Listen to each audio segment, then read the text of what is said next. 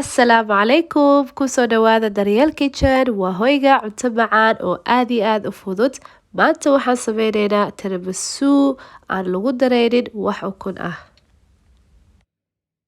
marka u horeyso waxaan sameysaneynaa 2 koob oo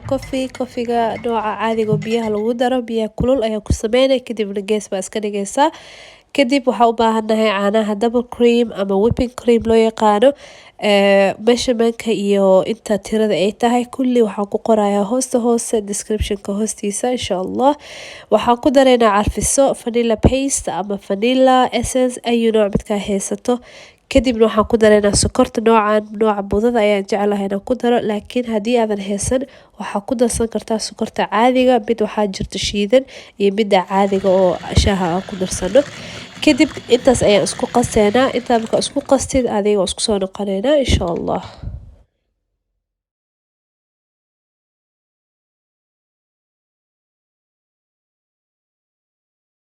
haddana waxaan u baahanahay mascarpone waa nooc farmaajo badanaa waxaa lagu isticmaalaa tiramisuga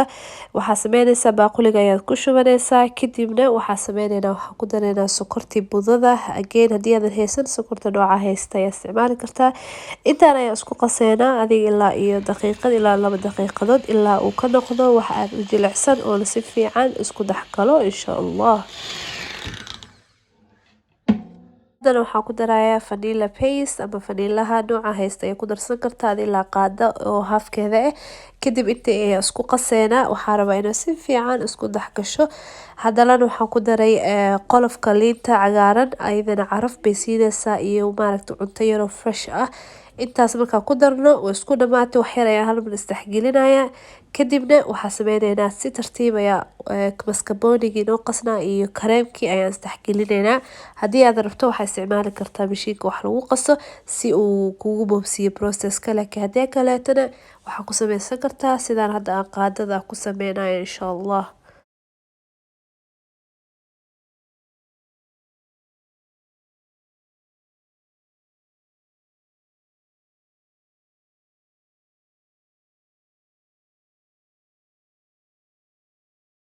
okay haddana waxaa la gaaray waqtigii tirmisuga aan sameyn lahayn buskudkeena waa kana kofigii waa diyaar kareemkiina hore u sameysanay kadib waxaa u baahan tahay weel aad ku sameysato weelka nooca rabtid aniga waxaa jecla nooca dhalada si oo maaragtay wixii hodhowday si qurux badan aad dadka ugu hordhigi kartid kadib waxaa sameynaysaa kofigii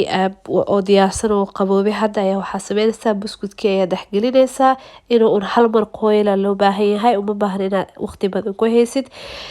kadib saas ayaan ku wadeynaa aniga waxaa jeclaa sokorta inaan hoos mariyo ama kor adi nooci sidaa rabta ayaa u sameysan kartaa wax weyn dhib ma lahan kadibna waxaa kor ka saareynaa kareemkeena oo noo diyaarsanaa sidaan qaadadan oo lagu sameeyo jalaatada aad ayay wax badan kugu fududeynaysaa markaad saana ku wadeena insha Allah kor ayaa waxaa sameynaya si fiican aad kor u marinaysaa adiga wax oo really shaqo weyn ma aha tiramisuga good thing is waxa intaa hadda samaystid talaagada iska gelina maalinta ku xigto asigoo diyaarsan oo aad u qurux badan ayaa arkaysaa marka shaqo weyn ma ahan laakiin markii wax la duubayo waxay u egtahay shaqo culus oo dheer so kadibna kor waxaa uga daadinaya kofigan ama waxaa waye cocoa powder baa la dhahaa waa sokor la-aan yacni balance waxay sameynaysaa dhadhanka ayay waxay ka dhigaysaa wax oo maaragtay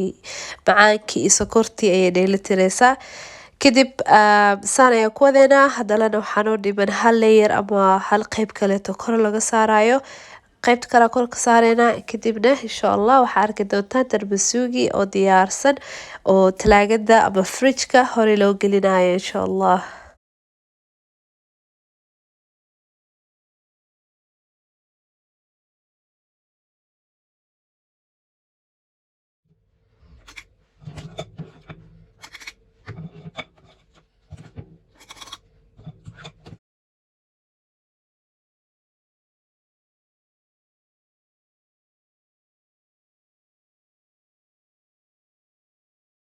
haddana waa kana tirmisugeeni waqti yar ayaa u dhiman waxaan kor ugu daadineynaa chocolate powderka ama cocoa powder kadibna bac ayaad ku xiraysaa cling film talaagada ayaa gelinaysaa adiga ugu yaraan 4 saacadood ama habeenkii oo dhan ayaad ku dhaafi kartaa haddii aad rabto tirmisuga inuu si fiican kuu noqdo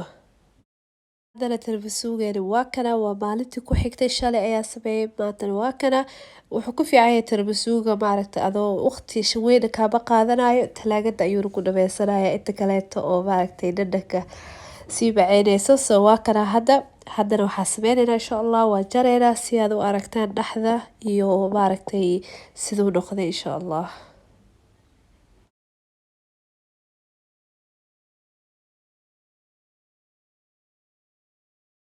haddana waxaa la gaaray waqtigii aan dhibin lahayn tarbasuuga. So waxaan jeclahay inaa videoga ilaa hadda aad ka hesheen. Haddii aad ka hesheen ha isla mogaanin like button si aan mar walba videoga u ogaado in laga helay insha Allah. So haddana waxaa sameynaynaa tarbasuuga, waan jaraynaa saad u aragtaan tarbasuuga dhexdiisa. Dhadhankana anaa idiin dhadhaminayo insha Allah.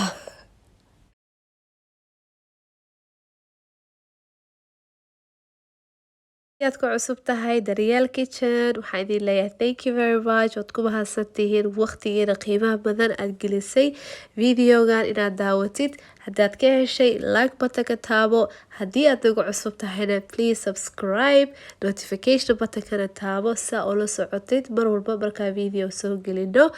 waxaan idinkaga tagayaa ilaa iyo mar kaleeto insha Allah aan wada kulmi doono. assalaamu calaykum waraxmatullaahi wabarakaatu.